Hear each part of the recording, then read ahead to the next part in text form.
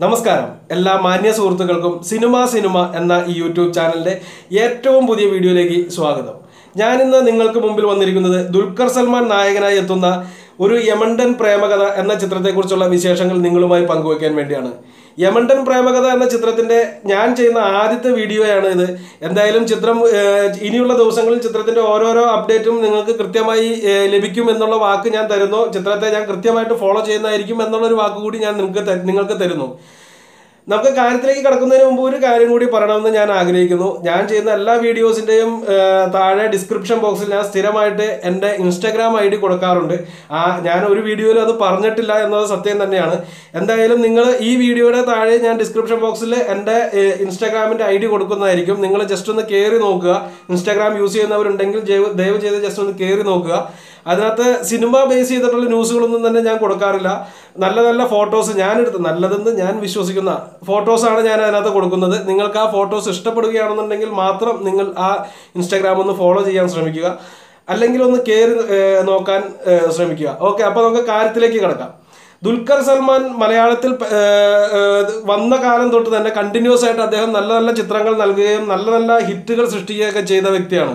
Charlie എന്നുള്ള പടമൊക്കെ ഞാനൊക്കെ ഏകദേശം ഒരു 5-6 പ്രാവശ്യം ഞാൻ തിയേറ്ററിൽ തന്നെ പോയി കണ്ട് ആസ്വദിച്ച ഒരു വ്യക്തി കൂടിയാണ് ഞാൻ. എനിക്ക് വളരെയധികം ഇഷ്ടപ്പെട്ട ചിത്രമായിരുന്നു ചാർലി. ചാർലി മാത്രമല്ല, അദ്ദേഹം ചെയ്യുന്ന എല്ലാ ചിത്രങ്ങളും തന്നെ നല്ല നിലവാരം പുലർത്തുന്ന സിനിമകളായിരുന്നു.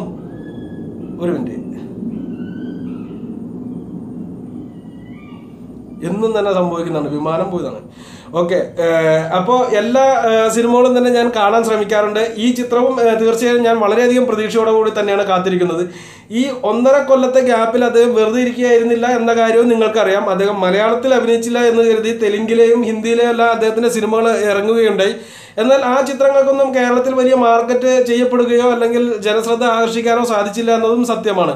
എന്തായാലും ആ ഒരു 1.5 കൊല്ലത്തെ ഗ്യാപ്പ് നമുക്ക് വ്യക്തമായി ഫീൽ ചെയ്യുന്ന ഒരു കാലഘട്ടം കൂടിയാണ് ഇത്. ഇപ്പോൾ അദ്ദേഹത്തിൻ്റെ സിനിമ വീണ്ടും മലയാളത്തിൽ ഇറങ്ങാൻ പോവുകയാണ്, ഒരു യമണ്ടൻ പ്രേമകഥ എന്ന പേരിൽ. അതിൻ്റെ തിരക്കഥ രചിച്ചിരിക്കുന്നത് വിഷ്ണു ഉണ്ണികൃഷ്ണനും നമ്മുടെ ബിബിൻ ജോർജും കൂടി ചേർന്നാണ്. വിഷ്ണുവിനെയും ബിബിനെയും നമുക്ക് നേരത്തെ തൊട്ട് അറിയാം.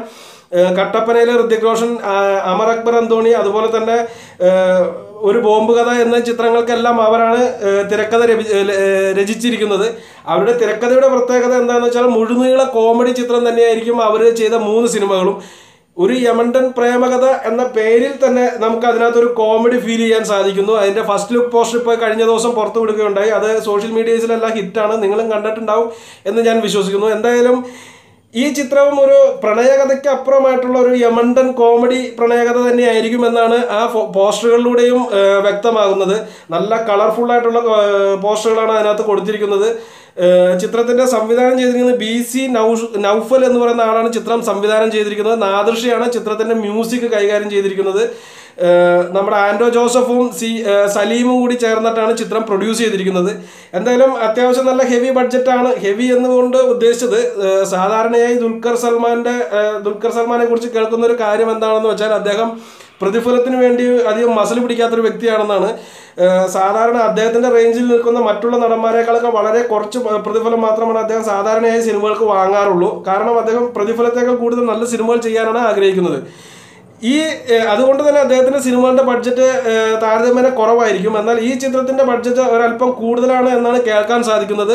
അത് അദ്ദേഹം പൈസ കൂടുതൽ മേടിച്ചുകൊണ്ടായിരിക്കും എന്നല്ല ഞാൻ പറഞ്ഞത്. അതിൻ്റെ കളർഫുള്ളായിട്ടുള്ള പോസ്റ്ററുകളും കാര്യങ്ങളെല്ലാം കണ്ടിട്ട് അങ്ങനെയാണ് ഫീൽ ചെയ്യുന്നത്. നല്ലൊരു കോമഡി ചിത്രം തന്നെയായിരിക്കും, നല്ലൊരു പ്രണയ കോമഡി ചിത്രം തന്നെയായിരിക്കും എന്നാണ് എൻ്റെ വിശ്വാസം. ഞാൻ ചിത്രത്തെ നല്ല രീതിയിൽ തന്നെ വെയിറ്റ് ചെയ്യുന്നു. എന്താണ് നിങ്ങളുടെ അഭിപ്രായം എന്ന് വെച്ചാൽ ദയവ് ചെയ്ത് താഴെ കമൻറ്റ് ബോക്സിൽ രേഖപ്പെടുത്താൻ മറക്കരുത്. അതുപോലെ തന്നെ ദുൽഖർ ഫാൻസ് ആരെങ്കിലും ഈ വീഡിയോ കാണുന്നുണ്ടെങ്കിൽ ലൈക്ക് ചെയ്യാൻ മറക്കരുത്. ദുൽഖർ ഫാൻസ് മാത്രമല്ല, എല്ലാവരും. ഓക്കെ, അപ്പോൾ ഈ വീഡിയോയുടെ അവസാനിക്കുകയാണ്. ഞാൻ പറഞ്ഞ പോലെ നിങ്ങൾ ഇൻസ്റ്റാഗ്രാം ID ഒന്ന് കയറി നോക്കുക.